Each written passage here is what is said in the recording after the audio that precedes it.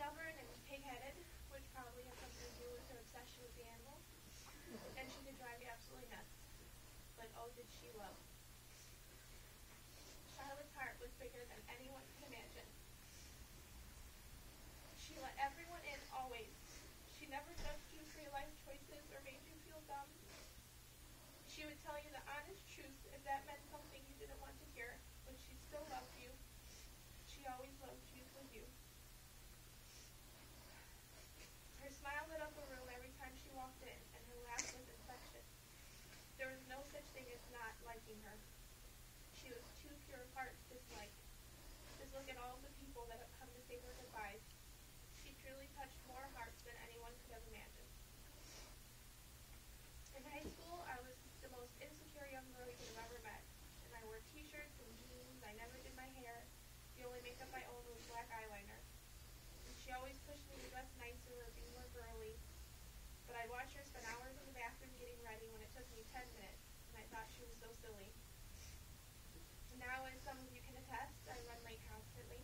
I take forever to make sure my hair is perfect, change my outfit 5 times, and obsess over whether or not my shoes match. I can't go into a clothing store without buying something, and I have far more makeup than I actually use, and she couldn't have been happier. I was raised by such amazingly strong women, and she was a perfect example of who I want to be one day. When she moved back home, I could have spent that quality time with her I'd been craving, but I never took advantage of it until a few years ago. I don't know what changed. I'm not about to question it, but suddenly my big sister was one of my best friends. We talked constantly and texted all the time and sent each other stupid pictures, went out dancing, met for dinner, and shared life stories. At the end of the day, though, she was always my big sister. She never missed an opportunity to make fun of me. When I was little, we went to Disney World, and as we lay in the dark hotel room at night, her and Cheryl took turns singing a scary Freddy Krueger lullaby as Mama laughed. She burst into her room mocking my singing as I was jamming out in high school, and she'd always give me a hard time about not liking country music, and now I rock out to 99.5 and love to get my boots good boogie on.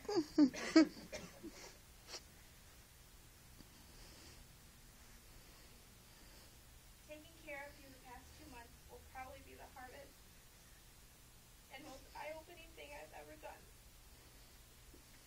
I never knew that I was capable of what I've done for you.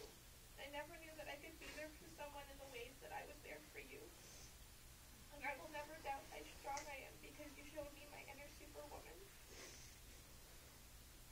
Even at the end of your life, I was watching you, completely inspired by the strength you showed. You weren't giving up without a fight, and what a damn great fight you gave. I wish I could have changed the circumstances. I wish I could have taken on your pain. I wish every day that you hadn't suffered through so much for so long because you were never deserving of that. I question my faith in God at times like these. I just can't wrap my head around the fact that he could put such an amazing soul and family through so much suffering for so long.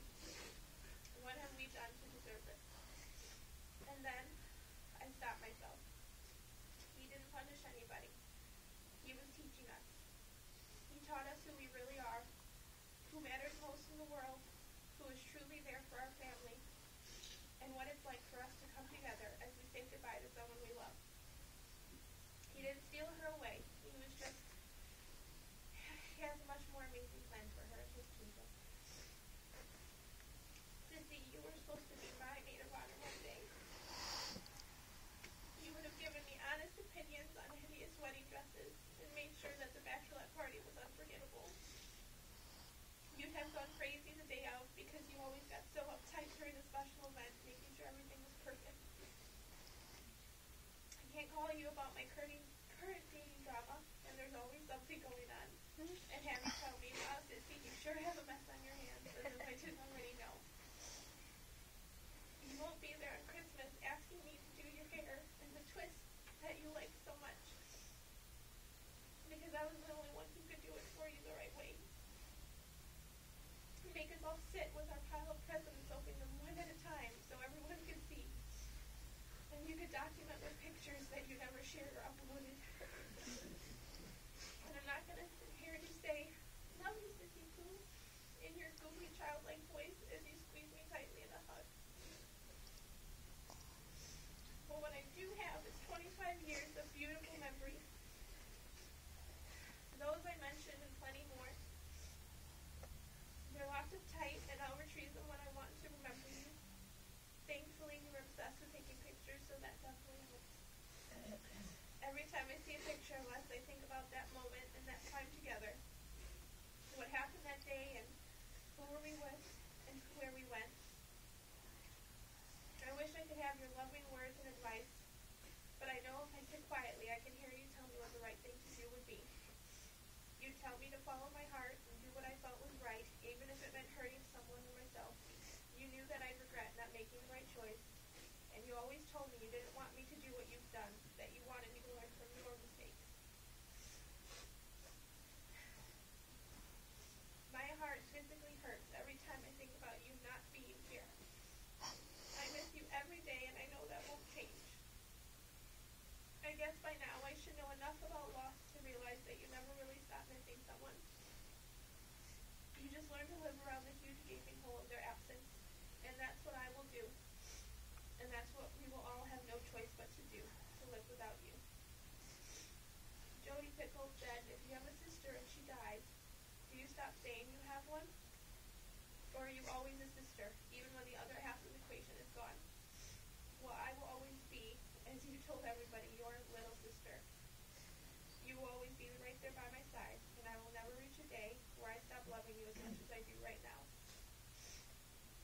You will always be my idol. Everything I do and what I have done have been to be like you, to be just like my big sissy. I hope one day to have so many kind, generous, loving people coming to celebrate my life. I hope I have an amazing view on the beauty of life. I hope I can find a love like you and Jeffrey shared. I hope I have such a devoted best friend like Diana there for me until the very last day. I hope I have an amazing son like Troy, so loving and sensitive and so in love with his mother. And I hope to make as much a difference in the world as you have made in mine and everyone else's. Thank you for always reminding me that I am a beautiful person, for helping me to remember the goodness in others, for teaching me how to get the most out of life, and to never get a credit card. I promise I